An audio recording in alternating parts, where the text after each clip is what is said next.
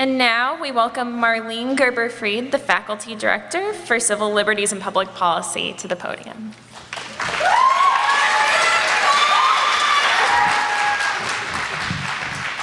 Good morning. Oh, come on, I can't hear you. Good morning. Hey, I'm Marlene. I use she, her pronouns. I've been the faculty director at CLPP for 30 years, and it is a tremendous honor to speak here this morning.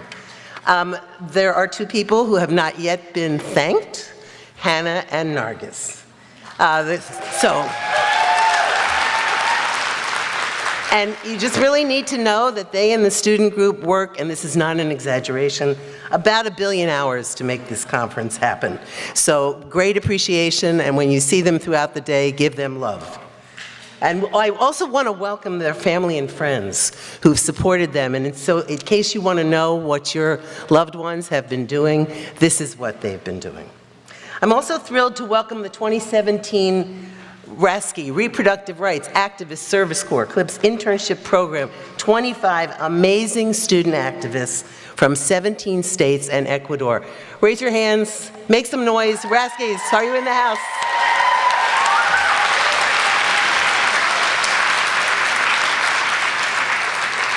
I want to recognize the 50 people who have received travel award stipends to come here and include some small grant to bring the learnings back and organize in their home communities. Where are the travel stipend people? Show us your, okay.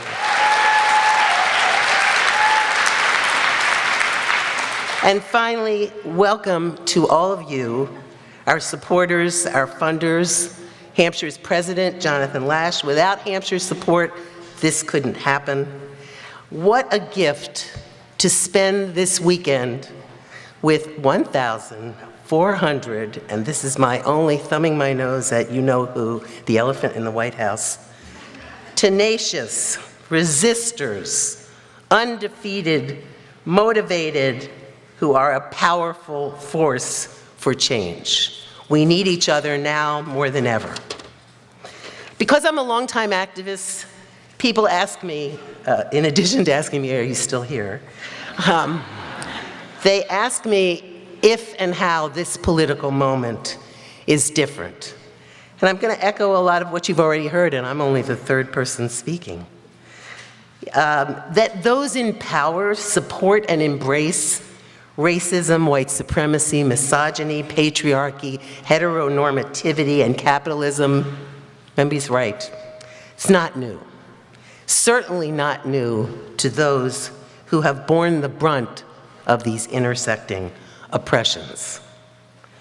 Maybe it just seems different because of how blatant the legitimizing and attempts to normalize the hate and the violence, the incredible speed of the attacks coming on so many fronts.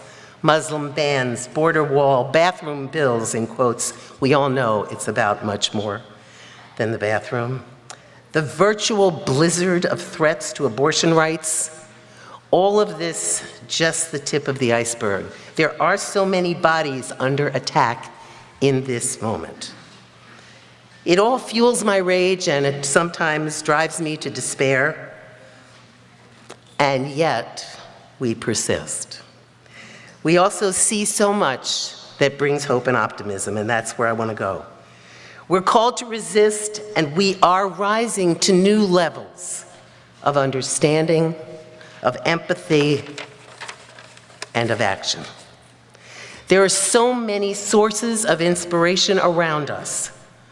The surge of massive cross-issue mobilizations, more than in many decades.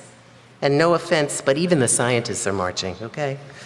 The dynamic social movements led by those who are most impacted. At Standing Rock, where Native American activists and their allies stood ground against state and corporate power that was meant to be daunting, but wasn't. The people who flocked to the airports across the US to oppose the Muslim ban. The continued vigilance and action against police violence by Black Lives Matter. And if you haven't read their visionary policy document, you should do it. connecting the big picture and the work that everybody does every day on the ground. The women's marches everywhere, even in Saudi Arabia. And all over the world, activists are resisting laws that restrict and criminalize abortion, and they're putting the tools of safe abortion directly in the hands of the people who need them. We also know for many people, survival is their resistance, and we affirm that. Barbara Lee calls all of this generating street heat, and she said we need to keep generating it because it's what's necessary to hold our legislators' feet to the fire. And she persists. What does she do when the Republicans try and pass a law to codify the Hyde Amendment? She reintroduces the Each Women Act to get rid of it.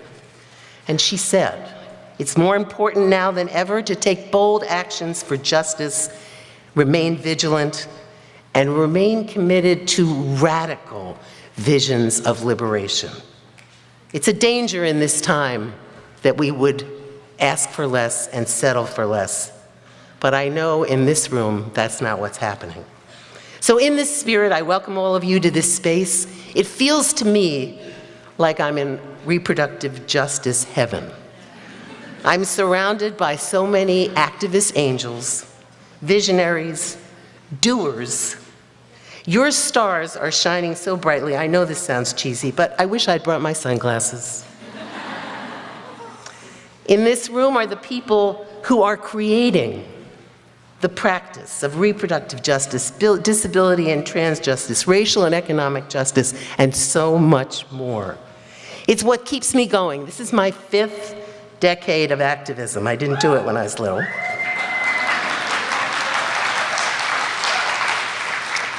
And I'm still going strong. I'm still pissed off, and I'm still committed, because the only antidote I know to rage and despair is our collective passion and determination. Together, we are weaving a new tapestry of justice and freedom for all people. Thank you.